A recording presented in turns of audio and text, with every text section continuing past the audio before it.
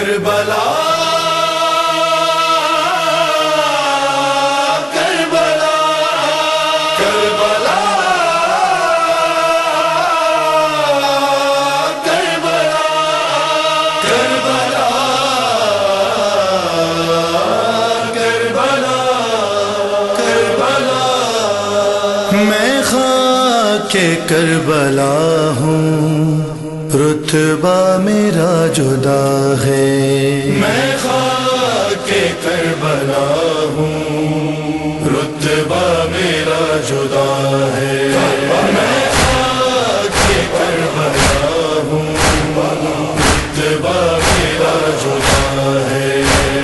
کرتے ہیں رشک مجھ پر کوثر کے بھی کنارے، زینب کے سر میں میں نے 2 سال ہے گزارے۔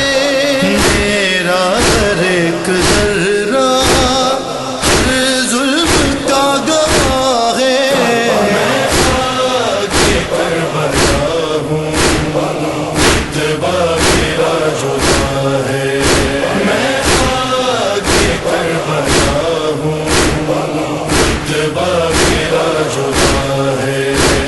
کہ جو قبر حسین کا زائر کربلا معلیٰ کی زیارت کو کوئی معمولی عمل نہ سمجھے، افضل ترین اعمال میں سے ایک جو کربلا معلیٰ کا زائر ہے، اس کے لیے فاطمہ کا وعدہ ہے کہ میں اس کو امان دوں گی، اس کے لیے خدیجہ طاہرہ کا وعدہ کہ میں اس کو امان دوں گی، کربلا معلیٰ کی زیارت۔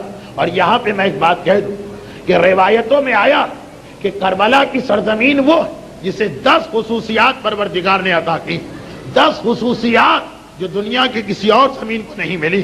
کربلا کی زیارت پہ لوگ جانا شروع ہو گئے۔ معرفت کے ساتھ جائیے تو زیارت کا مزید لطف و مزہ آئے گا۔ کربلا کو 10 شرف ملے۔ یہ کربلا وہ جو مرنے کے بعد قبر میں ہمارے کام آئے گی، یہ کربلا وہ جو قیامت کے میدان میں ہمارے کام آئے گی، یہ کربلا وہ جو پل صراط پہ ہمارے کام آئے گی۔ کربلا معلیٰ کو پروردگار نے 10 ایسے شرف دیے جو کسی اور زمین کو نہیں ملے۔ ان میں سے ایک آدھ شرف مکے کو ملا، ایک آدھ شرف مدینے کو ملا، اکٹھا یہ 10 شرف۔ سب سے پہلا شرف تو یہ کہ کربلا کا قرآن نے خصوصیت کے ساتھ سورہ قصص کی 30ویں آیت میں تذکرہ کیا اور کہا ہذہ البقعۃ المبارکہ، یہ پاک اور پاکیزہ زمین۔ خاص سورہ قصص جو 28واں سورہ ہے قرآن کریم کا، اس کی 30ویں آیت میں کربلا معلیٰ کا قرآن نے خصوصیت سے تذکرہ کیا۔ اور عجیب بات یہ کہ خالی کربلا کی زمین کا تذکرہ نہیں، نہر فرات کا بھی تذکرہ۔ شاطیہ بالواد الایمن، حضرت موسیٰ کا واقعہ کہ پروردگار نے ان کو ایک وادی کے کنارے سے پکارا۔ معصوم فرماتے ہیں یہ فرات کی وادی، اور کہا وَهَذِهِ الْبُقْعَةُ الْمُبَارَكَةُ، قرآن کہہ رہا کہ خدا نے موسیٰ کو وادی کے کنارے سے پکارا اور ایک مقدس زمین میں پکارا اور کہا کہ میں تمہارا پروردگار ہوں۔ وہ وادی فرات کی وادی ہے اور وہ زمین کربلا کی زمین ہے۔ بیک وقت کربلا اور کربلا کے دریا دونوں کا تذکرہ قرآن کی ایک آیت میں، دنیا کی کسی اور زمین کو ایک آیت میں 2 مقام پر ذکر ہونے کا شرف نہیں ملا۔ یہ سرزمین کربلا کا شرف ہے۔ سرزمین کربلا کا دوسرا شرف یہ کہ روایتوں میں یہ کہ ایک مرتبہ مکے کی زمین نے اپنے آپ پہ فخر کیا۔ یہ روایت 4 معصوموں سے مروی۔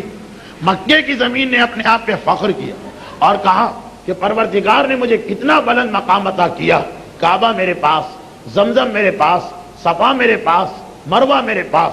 تو ایک مرتبہ کربلا کی زمین جواب دیا کہ اے مکے کی زمین، تیرا شرف اپنی جگہ ہوگا، لیکن یاد رکھ پروردگار نے مجھے تجھ سے زیادہ شرف والا بنایا۔ خدا نے جب تجھے حرم بنایا، حرم یعنی جو یہاں آ جائے وہ امن و امان میں، اس سے 20,000 سال پہلے کربلا کو حرم اور امن قرار دیا جا چکا۔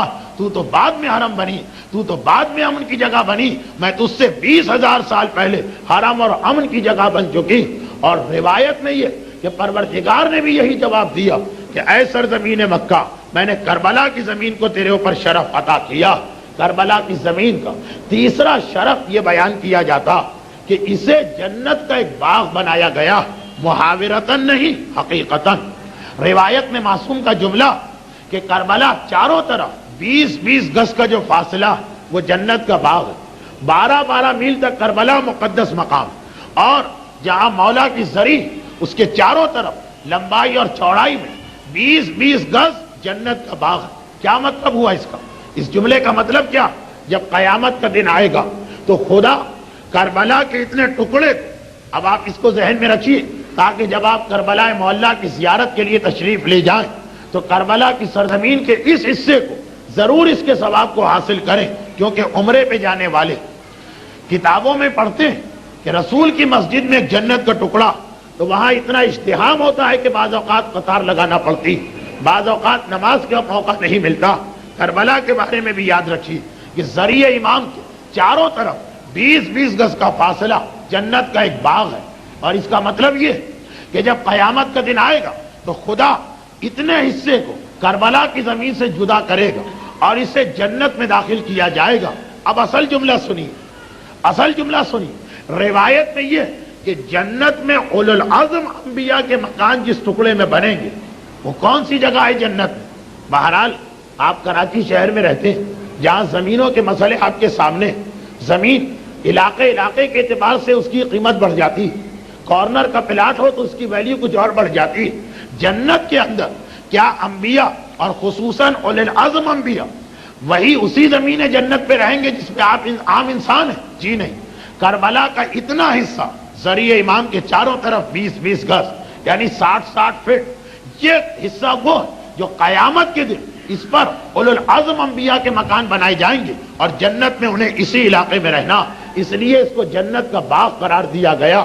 یعنی جتنی دیر آپ کربلا معلیٰ میں امام مظلوم کی زری کے قریب قبے کے نیچے کھڑے ہوئے ہیں تو یہ ذہن میں رکھیے کہ چاروں طرف 20 گز کا علاقہ وہ کہ جہاں جناب موسیٰ کا مکان بنے گا، جہاں جناب عیسیٰ کا مکان بنے گا، جہاں جناب ابراہیم کا مکان بنے گا، جہاں جناب نوح کا مکان بنے گا، اور ان سب سے بڑھ کے سردار انبیاء یعنی ہمارے پیغمبر کا مکان بھی اسی علاقے میں بنے گا۔ اس جگہ آپ کے قدم ہیں، اس جگہ آپ کی پیشانیاں، اس جگہ آپ دعا مانگیں، اس کی فضیلت ہی کچھ اور ہے، اس کا مقام ہی کچھ اور ہے۔ اسی لیے کہا جاتا کہ شب جمعہ قبے کے نیچے مانگے جانے والی دعا خدا کبھی رد نہیں کرتا، کیونکہ خاص یہ مقام انبیاء کے مکانات کا مقام ابھی خالی پلاٹ پڑا، یعنی قبر امام کے علاوہ میدان قیامت میں اس میں جنت کے اندر یہ جنت کے سب سے اعلیٰ منزل میں پہنچے گی۔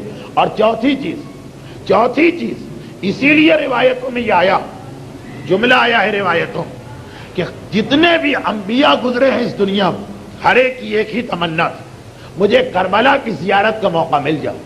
حسین مظلوم کی شہادت سے پہلے انبیاء کا سلسلہ ختم ہو گیا، تمام انبیاء کی یہ خواہش و تمنا تھی کہ ہمیں کربلا کی زیارت کا موقع مل جائے، اور آسمان کے جتنے ملائکہ ان کی ایک ہی تمنا، اگرچہ ملائکہ کے پاس قوت شہویہ نہیں ہوتی، خواہشات نہیں ہوتی، مگر ایک خواہش ایسی جو آسمان کے ہر فرشتے میں ہے، اور وہ یہ کہ زندگی میں ایک مرتبہ مجھے کربلا کی زیارت کا موقع مل جائے۔ 1,24,000 انبیاء یا پتہ نہیں کتنے ملائکہ خدا نے خلق کیے، سب کی ایک ہی تمنا ہے کربلا کربلا کربلا، ایک موقع مل جائے سرزمین کربلا کی زیارت کا۔ تو کربلا کی چوتھی خصوصیت کہ جتنے بڑے انبیاء ان کا یہ خون بہا یا ان کو کسی دکھ کا سامنا کرنا پڑا، اور جتنے بھی انبیاء گزرے ان سب کی تمنا رہی پروردگارا ایک مرتبہ مجھے کربلا کی زیارت کا موقع عطا کر دے۔ اب اتنی مشہور روایت کہ میں کیسے بیان کروں۔ میرا مسئلہ یہ بھی کہ کربلا کے فضائل آپ اتنا سنتے رہتے ہیں کہ نئی روایت بیان کرنا پرانی روایتوں کو چھوڑ کے مناسب نہیں، اور پرانی روایتیں آپ کی سنی ہوئی۔ سن لیجئے ایک چھوٹا سا جملہ، تفصیل میں جانے کی ضرورت نہیں۔ جب علامہ ہلی پریشان ہوئے، بہار الانوار جلد 10 10ویں جلد، حدیث ہے، یہ بہار کی حدیث ہے، میں نے خود پڑھی کہ ایک مرتبہ جناب ام سلمان نقل کیا ہے جناب عائشہ کے حوالے سے، فرماتی کہ پیغمبر اپنے نواسے حسین کو اپنی گود میں بٹھائے ہوئے تھے، بوسہ لے رہے تھے۔ میں نے کہا اللہ کے رسول آپ حسین سے بہت زیادہ محبت کرتے ہیں۔ رسول نے کہا تم حسین کی بات کر رہی؟ ارے جو حسین کی قبر کی ایک مرتبہ زیارت کر لے اب وہ میرا محبوب بن جاتا۔ رسول اللہ کے محبوب ہیں اور ظاہر حسین رسول کا محبوب، میں اس سے محبت کرنے لگتا ہوں۔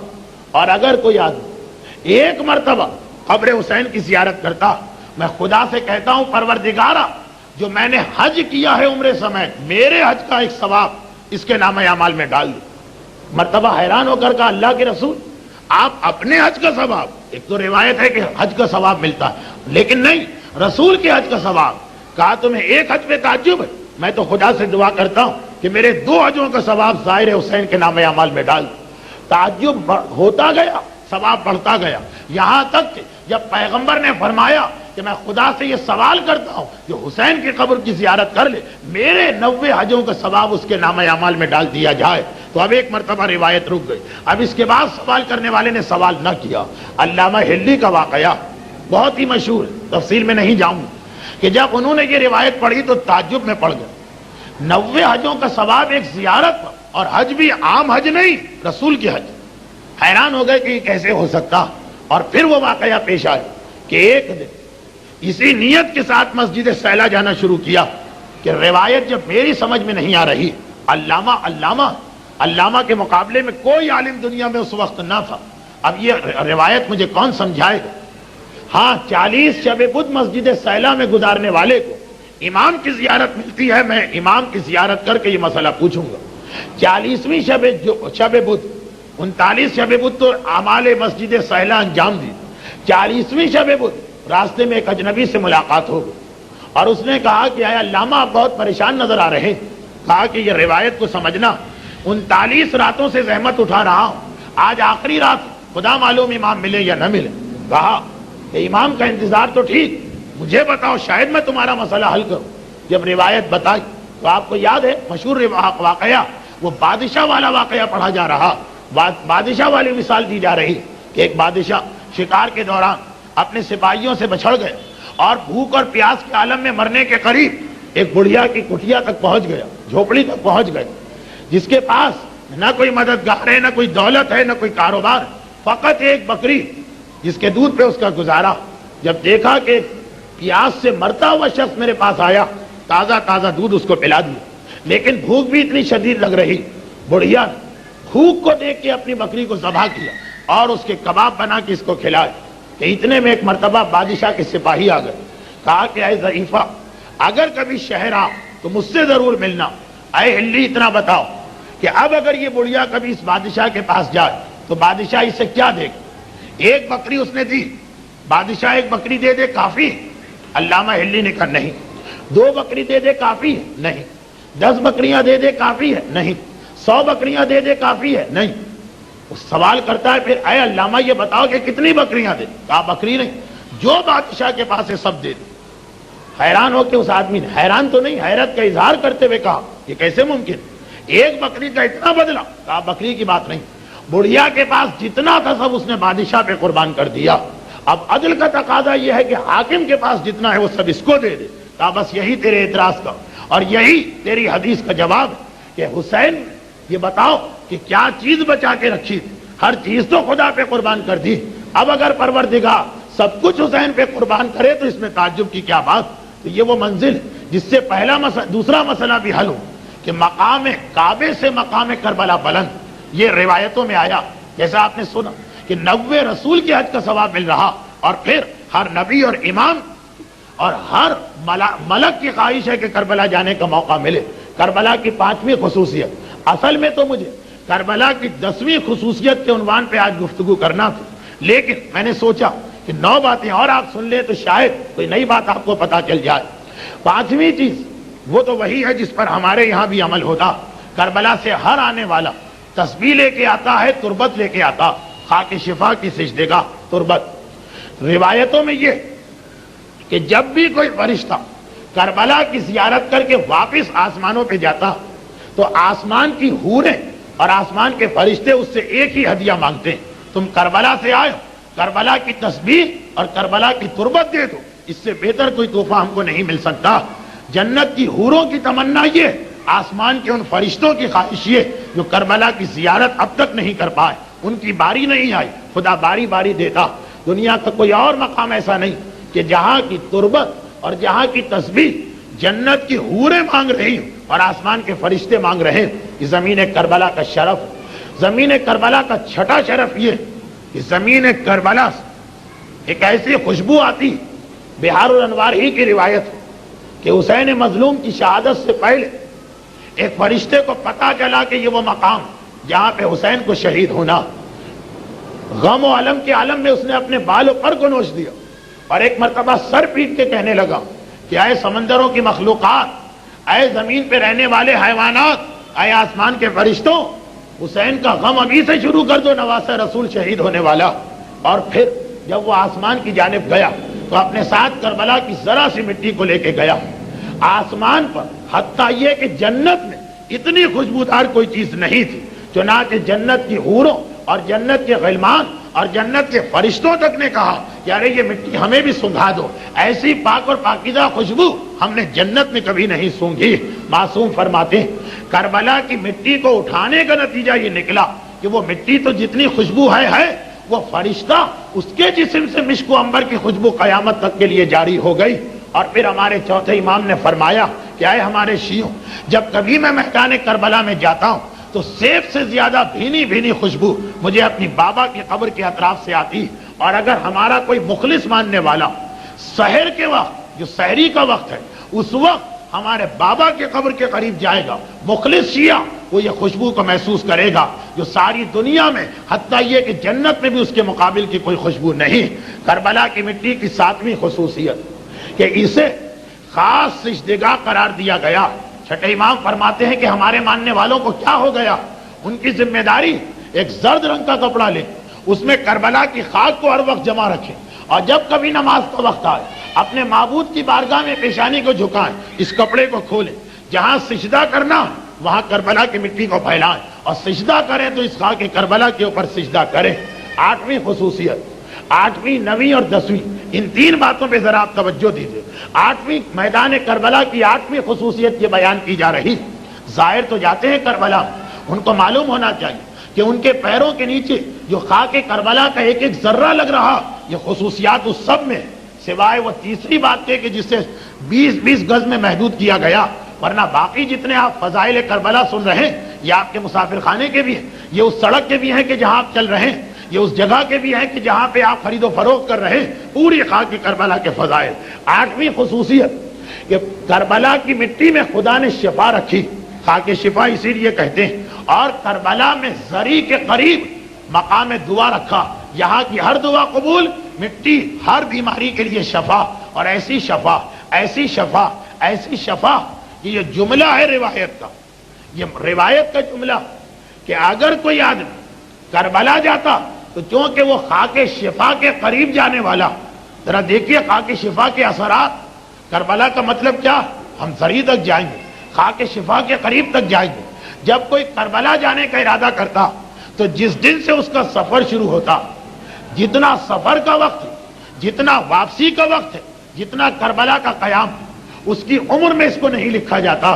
مثلا ایک آدمی کی عمر 60 سال، اگر کربلا کے سفر میں 6 مہینے لگتے ہیں تو 60 سال اور 6 مہینے آٹومیٹک اس کی عمر ہو گئی، یعنی اس دوران عمر کا میٹر پروردگار بند کر دیتا۔ راوی نے کہا مولا کچھ لوگ زمین کربلا میں انتقال کر جاتے ہیں، کہا یہ وہ لوگ کہ سفر کربلا شروع ہونے سے پہلے 1 منٹ پہلے یا 1 دن پہلے اپنے وطن میں ان کو انتقال کرنا، عمر وہاں ختم ہو رہی تھی۔ پروردگار عالم کیونکہ اب عمر کا میٹر تو بند ہو گیا، انہیں کربلا کی زمین تک آنے کا موقع دیا، جس کا کربلا میں انتقال ہوا۔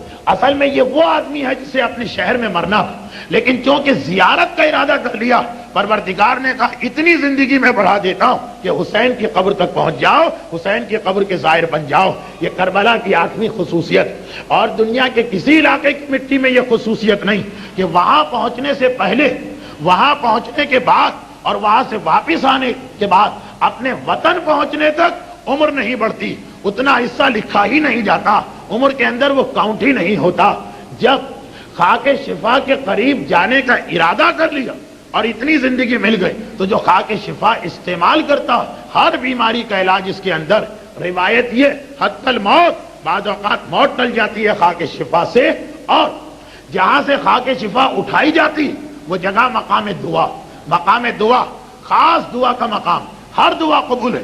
خاک شفا تو ہر بیماری کا علاج ہے، اور جہاں سے خاک شفا لی جا رہی جتنا اس کے قریب ہے اتنا دعا قبولیت کے قریب. اور کیسی دعا یہ بھی سن لیجیے, عام دعا نہیں, کیسی دعا. راوی کہتا ہے کہ میں سامرہ کسی کام سے آیا, 10ویں امام امام علی النقی علیہ الصلوۃ والسلام کی زیارت کا موقع ملا. میں امام کے پاس گیا, متوکل عباسی کا زمانہ, مظالم کی وجہ سے امام بیمار ہے, بیماری کے عالم میں. سوال کیا کہ تم یہاں سے کہاں جاؤ گے؟ میں نے کہا مولا کوئی کام ہے کیا؟ کہا کہ ہاں, خاص میری ایک حاجت, اگر تم کربلا چلے جاؤ اور میرے جد کی قبر کے قریب کھڑے ہو کے میری صحت کے لیے دعا مانگو, یہ خدمت میں تمہیں دینا چاہتا ہوں. راوی نے وعدہ کیا, باہر آئے, شہر میں پہنچے, شیعہ مل گیا علی ابن ہلال. پوچھا بھائی کہاں سے آ رہے ہو؟ سارا واقعہ سنا ہے. کہا کہ میری تو سمجھ میں نہیں آتا, یہ تو بالکل غلط بات لگ رہی. خود 10ویں امام حسین کے بیٹے, ان کا خون حسین کا خون, ان کا گوشت حسین کا گوشت, ان کا اپنا مقام بہرحال کربلا کی مٹی سے تو بلند. پھر کیا ضرورت ہے انہیں کربلا کی مٹی پہ اپنے لیے دعا منگوانے کی؟ راوی بھی چکرا گیا, بات تو صحیح. واپس آیا, فرزند رسول گستاخی نہ ہو تو ایک بات پوچھوں, علی ابن ہلال جو آپ کا ماننے والا, ابھی بازار سامرہ میں اس نے مجھ سے یہ کہا کہ کہیں میں نے کوئی غلطی تو نہیں کی ہے آپ کی بات سمجھنے میں. امام کو جلال آ گیا, کہا کہ یہ بتاؤ حجر اسود بلند ہے یا میرے جد رسول خدا؟ کہا کہ رسول خدا بلند. کعبہ بلند ہے یا میرے جد رسول خدا؟ کہا رسول خدا بلند. کہا پھر کیا سبب کہ رسول خدا کعبے کی دیوار پکڑ کے دعا مانگتے ہیں, حجر اسود پہ ہاتھ رکھ کے دعا مانگتے ہیں؟ وہ تو جہاں دعا مانگے رسول. تمہیں نہیں پتا کہ خدا نے دنیا میں کچھ خاص مقام ایسے بنائے کہ جہاں کا مقصد ہی یہ ہے کہ دعا قبول ہو جائے. میرے جد حسین مظلوم کی قبر کا اطراف, وہ علاقہ کہ جو مقام دعا ہے, وہاں میں بھی چاہتا ہوں کہ میرے لیے بھی وہاں کھڑے ہو کے دعا مانگی جائے. یہ کربلا کی مٹی کا شرف ہے کہ اس کی خاک ایسی صحت دی کہ ابھی آپ کو کربلا جانے میں 15 دن ہے, سمندری جہاز سے جا رہے ہیں 7 دن ہے. کراچی سے ہی پروردگار عالم نے موت کے فرشتے کو ہٹا لیا. خاک کربلا سے آپ 500 میل دور ہیں, 1000 میل دور ہیں, 5000 میل دور ہیں, اور صحت مل گئی. اور مقام خاک شفا جہاں سے یہ مٹی نکلتی ہے, وہ دعا کی قبولیت کا ایسا مقام کہ معصوم امام کہہ رہے کہ میں چاہتا ہوں کہ میرے لیے وہاں دعا مانگی جائے. نویں خصوصیت خاک کربلا کی, نویں خصوصیت. آغا خوئی فرماتے ہیں, مسئلہ لکھتے ہیں اپنی کتاب میں, مستحب ہے کہ جب مرنے والے کے اعضائے سبع پہ کافور ملا جائے. کافور دیکھیے, غسل میت کے بعد کفن پہنانے سے پہلے حنوط ہوتا, پیشانی, دونوں ہتھیلیاں, دونوں گھٹنے, دونوں انگوٹھے, اس پہ کافور ملا جاتا. اور اگر کچھ کافور زیادہ تو ناک اور سینے پر, جو مستحب. مولا آغا خوئی کا جملہ کہ مستحب ہے کہ مرنے والے کو جو کافور لگایا جا رہا اس میں خاک شفا کو تھوڑا سا ڈالا جائے, اور اس خاک شفا کو اس کے ساتھ ملا کے پھر اگر یہ کافور لگایا جائے تو مرنے والا میدان قیامت میں جب آئے گا تو اس طرح سے اس کے اعضائے سجدہ چمک رہے ہوں گے, انبیاء سوال کریں گے یہ کون آ گیا. خاک شفا, البتہ خاک شفا کا احترام بھی, چنانچہ پیشانی اور ہاتھوں میں لگائیں, ان اعضاء پہ نہ لگائیں جہاں بے احترامی ہو رہی. اچھا, جب یہ مسئلہ, آج تو آغا خوئی نے فتویٰ دیا ہے, فتویٰ, جب یہ مسئلہ پہلی دفعہ صاحبان ایمان کے بیچ میں آیا تو عبداللہ ابن جعفر حمیری پریشان ہو گئے. خاک شفا میت کے لگائی جائے, پریشان ہو گئے. امام کی غیبت صغرا تھی, یعنی ملاقات تو نہیں ہو سکتی تھی امام زمانہ سے, خط بھجوایا جا سکتا. خط بھجوایا, فرزند رسول, لوگ آپ کے جد حسین مظلوم کی قبر کی مٹی کے بارے میں کہتے کہ اس کو کافور میں شامل کر کے مرنے والے کے لگایا جائے. کیا یہ عمل جائز ہے؟ امام زمانہ کی بارگاہ سے جواب آیا, بالکل جائز ہے, بلکہ بہتر ہے, بلکہ مستحب ہے, بلکہ عذاب خدا میں کمی کا سبب, عذاب سے بچانے والا. شیخ جعفر کتاب خصائص میں وہ واقعہ لکھتے ہیں جو 5ویں یا 6ٹھے امام میں سے کسی ایک کا, ایک عورت انتہائی گناہگار, زانیہ, اور ایسی زانیہ کہ اپنی اولاد کو بھی زنا کے راستے پہ لگا دیا. جب اس کا انتقال ہوا, یہ 5ویں یا 6ٹھے امام کے زمانے کا واقعہ, تو 3 مرتبہ لوگوں نے اس کی میت کو قبر میں دفن کیا, اور ہر تھوڑی دیر کے بعد دیکھا کہ قبر نے اس کی لاشیں کو اچھال دیا. ابھی دفن کر کے واپس آئے, اطلاع ملی کہ اس کی میت قبر کے باہر پڑی. دوبارہ دوڑ کے گئے, اسے دفن کیا. ایسی گناہگار کہ قبر کی مٹی اسے قبول کرنے کو تیار نہیں. دوبارہ گئے, پھر دوبارہ دفن کیا, پھر واپس آ کے بیٹھے, اطلاع ملی زانی عورت کا لاشا باہر آ گیا. 3 مرتبہ کوشش کی, یہ معصوم کی حدیث، تینوں مرتبہ ناکام رہے، قبر قبول نہیں کر رہی، لوگ دوڑ کے آئے معصوم کے پاس، یا پانچویں امام یا چھٹے امام، فرزند رسول اب کیا کرے، اسے دفن بھی کرنا، کہا کہ یہ اتنی بڑی گناہگار کہ مٹی قبر اس کو قبول کرنے کو تیار نہیں، لیکن بہرحال بڑے سے بڑا گناہگار، ایک نسخہ ایسا کہ خدا اس کے تمام عذاب کو برطرف کر سکتا، وہ یہ کہ اگر کہیں سے میرے جد حسین مظلوم کی قبر کی مٹی مل جائے، وہ مٹی کافور میں گھول کے اس کی پیشانی اور ہاتھوں پہ لگا دو، پھر دیکھو کیا ہوتا۔ اور اب جو لوگوں نے خاک شفا حاصل کر کے اس کو دفن کیا تو قبر نے قبول کر لیا، کوئی عذاب نہیں آیا۔ امام مظلوم کے قبر کی مٹی کے بارے میں ان کے پوتے پانچویں امام فرما رہے ہیں کہ بڑے سے بڑا گناہگار خاک شفا سے مس ہو جائے تو پروردگار اس کے قبر کے عذاب کو برطرف کر دیتا۔ اور یہی میدان کربلا کی 10ویں اور جو میری آج کی اصل گفتگو تھی، 10ویں اور اہم ترین خصوصیت یہ کہ کربلا کے میدان میں انسان فشار قبر سے محفوظ رہتا، جو سخت ترین عذاب ہے، سخت ترین عذاب۔ اگرچہ بعض روایتوں میں یہ جملہ کہ انسان سوال منکر و نکیر کے سوال سے بھی بچ جاتا، اس سے بھی بچ جاتا، لیکن سوال منکر و نکیر کے بارے میں زیادہ روایتیں ہیں کہ وہ نجف کا خاصہ، نجف میں دفن ہو منکر و نکیر سوال نہیں کریں گے، کربلا میں دفن ہو فشار قبر نہیں آئے گا۔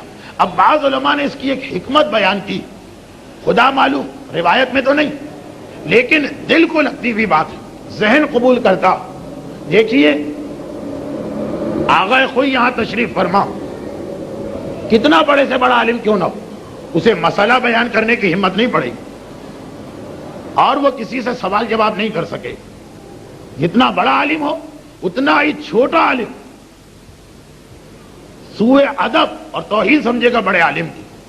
منکر و نکیر قبر میں سوال کر رہے ہیں، لیکن مقام وہ ہے جو مدینۃ العلم کے باب مدینۃ العلم کا شہر علی وہاں پہ ہے، علی کے سامنے منکر و نکیر سوال کرے تو کیسے کرے، زبان نہیں کھل سکتی، اس لیے نجف کے اندر سوال نہیں۔ کربلا کا مسئلہ کیا؟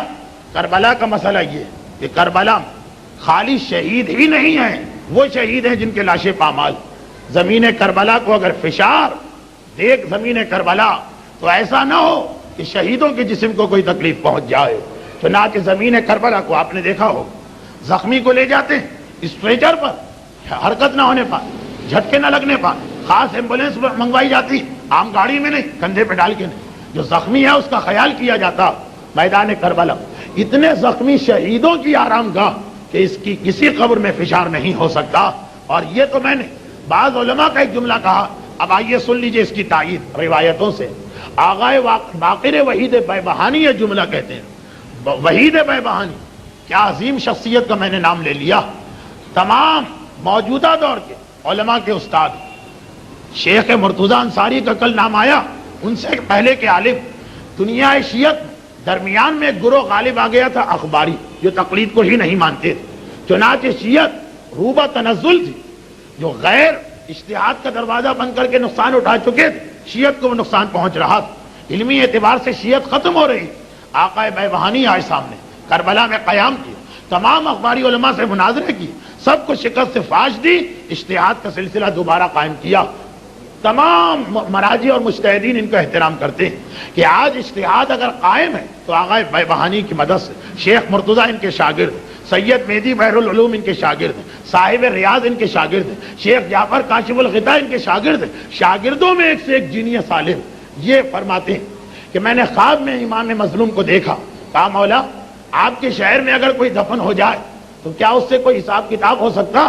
حسین جلال میں آ گئے، کہا جو میری پناہ میں آ جائے، کس کی مجال ہے کہ اس کے اوپر کوئی عذاب نازل کرے یا اس سے کوئی حساب لے، وہ میری پناہ میں آیا ہوا۔ عربی میں ایک محاورہ، احما انا احما من الجراد، انا احما من مجیر الجراد، میں ڈڈیوں کو پناہ دینے والے سے بڑا محافظ۔ ایک واقعہ ہے عرب میں، ایک قبیلہ ہے بنی طے، حاتم طائی کا قبیلہ، وہاں ایک شخص صبح کے وقت بیٹھا، خیمہ لگا ہے اس کا خیمہ، اور بیٹھا، اتنے میں ٹڈیاں آئی۔ اچھا ٹڈی عرب کے لوگوں کی پسندیدہ غذا، جس طرح مچھلی شوق سے کھاتے ہیں وہ ٹڈی شوق سے کھاتے ہیں، چنانچہ توضیح میں ٹڈی کے خاص مسئلے کہ ٹڈی کو کس طرح سے شکار کیا جائے گا کہ وہ حلال رہے، ایک بہترین غذا۔ ٹڈیاں آ کے اس کے خیمے کے چاروں طرف بیٹھ گئی۔ ایک مرتبہ قبیلے کے لوگوں نے دیکھا کہ اتنی کثیر تعداد میں شکار آیا ہے، دوڑ کے آئے، تھیلیاں لے کے آئے جس میں ٹڈی کو بند کر کے پکڑا جاتا۔ یہ آدمی جس کے خیمے کے قریب ٹڈیاں تھیں، ہاتھ میں نیزہ لے کے کھڑا ہو گئے۔ شیخ عباس قمی نے مفاتی میں یہ لکھا، نیزہ لے کے کھڑا ہو گئے، خبردار پہلے میرا خون بہاؤ پھر ٹڈیوں تک پہنچ پاؤ گے۔ قبیلہ حیران ہوا، ارے ہم ٹڈی پکڑنے آئے ہیں، آپ کو ناراض ہونے کی کیا ضرورت؟ کہا تمہیں کیا معلوم، میرے خیمے کے اطراف میں آ گئی، یہ میرے پڑوس میں آ گئی، میری پناہ میں آئی، پڑوسی بن کے مجھے حق ادا کرنا، پہلے میں مارا جاؤں گا پھر کوئی ان کو ہاتھ لگائے گا۔ یہاں تک نیزہ لے کے حفاظت کی، دوپہر کا وقت آیا، دھوپ تیز ہوئی، ٹڈیاں خود اڑ گئی۔ کہا اب تم جانو اور یہ جانو اب میرا اس سے تعلق نہ رہا۔ عربی میں اس کو کہتے ہیں کہ احما من مجیر الجراد، جراد یعنی ٹڈی، مجیر مانے پناہ دینے والا، ٹڈیوں کو پناہ دینے والے سے بڑا پناہ دینے والا۔ بعض روایتوں میں معصوم نے اپنے لیے کہا کہ جب ایک انسان اس کے پڑوس میں ٹڈی آ کے بیٹھ جائے، اس کی خاطر اپنی جان دے سکتا، تو اگر کوئی ہماری پناہ میں آ جائے تو ہم تو اس کی زیادہ حفاظت کرتے ہیں، ہم تو اس کا زیادہ خیال کرتے ہیں۔ مولا نے یہ کہا کہ میں اس آدمی سے زیادہ بڑا ہوں، اگر اس آدمی میں اتنی غیرت و شرافت کہ وہ ٹڈی کی حفاظت کر سکتا تو جو میرے شہر میں آ جائے میں اس سے زیادہ غیرت مند ہوں۔ حسین مظلوم کا بھی یہ مسئلہ کہ اگر کوئی کربلا میں پہنچ جاتا، کتنا ہی بڑا گناہگار کیوں نہ ہو، حسین اس کو پناہ میں دیتے، وہ میری پناہ میں آیا، میرے پڑوس میں آیا۔ آپ کے گھر میں کوئی آ جائے، آپ کی غیرت و شرافت مجبور کرتی ہے کہ اس کی خدمت کی جائے۔ چنانچہ روایتوں میں ایک واقعہ بھی، واقعات تو بہت سارے، وقت بڑی تیزی سے گزر گیا۔ نجف سے نہیں، تہران سے ایک میت کربلا لائی جا رہی، یہ روایت شیخ عباس قمی نے اپنی کتاب میں نقل کی۔ اگرچہ اس قسم کی روایتوں میں بعض اوقات اختلاف ہوتا، چنانچہ کبھی کسی امام کے بارے میں ہے، کبھی کسی امام کے بارے میں۔ ایک ورژن اس کا یہ کہ میت لائی جا رہی ہے کربلا کی طرف، کربلا میں دفن کرنا۔ یہ لوگ میت لانے والے شام کے قریب کربلا پہنچے، بہت تھک گئے، سوچا کہ رات تو شہر سے باہر گزارو، صبح سویرے میت کو لے کے جائیں، ابھی میت لے کے گئے فوراً دفن کرنا ہوگا، تھکن بہت زیادہ، تھوڑا آرام کر لوں، جہاں اتنے دن انتظار کیا ایک رات اور یہ سوچ کے میت کو کربلا کے باہر ایک مقام پہ ٹھہرا کے سب آرام کے لیے لیٹ گئے۔ آدھی رات ہوئی تھی کہ ان میں سے گھبرا کے کھڑا ہوا، اپنے سارے ساتھیوں کو جھنجھوڑ کے بیدار کرنے لگا، کھڑے ہو جاؤ کھڑے ہو جاؤ۔ سب لوگ کھڑے ہو گئے، کیا بات؟ کہا کہ جلدی سے میت کو لے کے کربلا میں داخل ہو جائے، جتنا جلد ممکن ہو سکے۔ بھائی بات کیا؟ کہا سوال بعد میں کرنا، پہلے میت کو میں شہر کربلا میں داخل کر دوں۔ اب جہاں سے کربلا کی حدود شروع ہوتی، میت کو وہاں پہنچایا، اب اس کو سانس میں سانس آئی، اب ٹھہر جاؤ، لیٹ جاؤ، آرام کرو۔ سب نے اس کو گھیرے میں لے لیا۔ یہ ماجرا کیا تھا؟ یہ سبب کیا ہے اس بات کا؟ اتنا تم نے جو زور دیا۔ جواب دیا کہ میں جب سویا تو خواب میں میں نے دیکھا کہ 3-4 عذاب کے فرشتے اور 2-3 ہمارے شہر کے پرانے مرحومین آئے، اور آنے کے بعد اس کو گھیر کے کھڑے ہو گئے، عذاب کے فرشتے بھی اور وہ مرحومین، اور ایک دوسرے سے کہہ رہے ہیں کہ جتنا حساب کتاب اور عذاب لینا ہے اس سے آج ہی رات لے لو، کل اگر یہ کربلا میں داخل ہو گیا پھر ہم کچھ نہیں کر سکتے، نہ ہمیں ہم سوال کا حق ملے گا، نہ عذاب دینے کا حق ملے گا، نہ اس سے کچھ مانگنے کا حق ملے گا۔ اس سے پہلے کہ یہ کربلا میں داخل ہو، جو کچھ عذاب ہے، جو کچھ سوال ہے، جو حق لینا ہے مانگ لو۔ میں گھبرا کے میں نے تمہیں اٹھا دیا، اس سے پہلے کہ وہ عذاب شروع یا وہ مانگنے والے اس کی گردن پکڑ لیں، میت کو کربلا میں پہنچا دو۔ جب تم نے شہر میں پہنچا دیا تب مجھے اطمینان کی سانس آئی، اور تب میں نے سکون اور اطمینان کا سانس لیا۔ تو یہ حقیقت روایتوں میں آیا، کربلا سے ایک قدم باہر ہے، عذاب کے فرشتے بھی آئیں گے، منکر و نکیر بھی آئیں گے، اور جتنے بھی مظلوم ہیں جن کا حق ہم نے دبایا ہے وہ بھی آئیں گے۔ کربلا میں داخل ہو گئے، حسین کی پناہ میں آ گئے، حسین کی پناہ میں آ گئے، اب کوئی ہمارے قریب نہیں آ سکتا۔ ہاں، اس کا مطلب یہ نہیں کہ حسین ان لوگوں پر ظلم کرے جن کا حق دبا کے یہ آیا، اس کا بھی ایک جواب ہے، وہ کل سن لیجئے گا۔ ہاں، ساری گفتگو کا خلاصہ اب 1-2 ٹکڑے سنیے۔ کربلا کی زیارتوں میں یہ کہ مولا جو آپ کی زیارت کو آتا ہے، جو چھٹے امام نے زیارت ہم کو سکھائی، اس کی بخشش ہو جاتی، عارفن بحق ہی۔ ایک شرط ہے کہ آپ کے حق کو پہچانتا ہو، حق حسین کی معرفت رکھے، ورنہ تو ہمارے ساتھ کا لشکر بھی زمین کربلا پہ مارا گیا۔ عارفن بحق ہی، ایک تو شرط ہے کہ حق حسین کو جانے، اور دوسرا حاجی علی بغدادی کے واقعے کو یاد کر لی۔ زیارت پر جانے والوں میں سے حاجی علی بغدادی کی زیارت قبول، ان کے دوست کی زیارت قبول، ان تین کی زیارت قبول نہیں جنہوں نے مشہد کے سفر کو گناہ کا سفر بنا دیا۔ اب اس سے بڑھ کے بدقسمتی کیا کہ کربلا کا سفر ہمیں اتنی سعادتیں دے اور ہم حرام طریقے سے یہ سفر اختیار کریں اور اپنی تمام نعمتوں اور سعادتوں سے اپنے آپ کو محروم کر لیں۔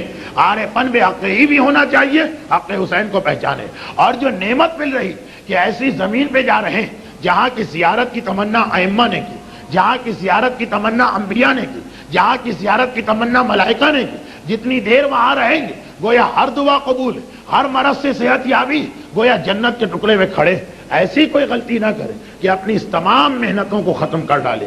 یہ بھی ایک غلطی ہے جس سے زیارت کربلا کا ثواب لوگ ختم کر دیتے ہیں، یہ بھی ایک غلطی کہ خمس نکالے بغیر زیارت پہ جا رہے ہیں۔ حرام مال سے اگر حسین کی زیارت کی جا رہی، حسین کو چاہے کوئی اعتراض نہ ہو، پروردگار کیسے پسند کرے گا؟ یہ تو اس کے ولی کی توہین ہو گئی۔ اے شاعرین مولا چلنا یہاں سنبھل کے، قرآن فاطمہ کا بکھرا ہوا ہے مجھ پر، نہ جانے کس جگہ پر اس کا لہو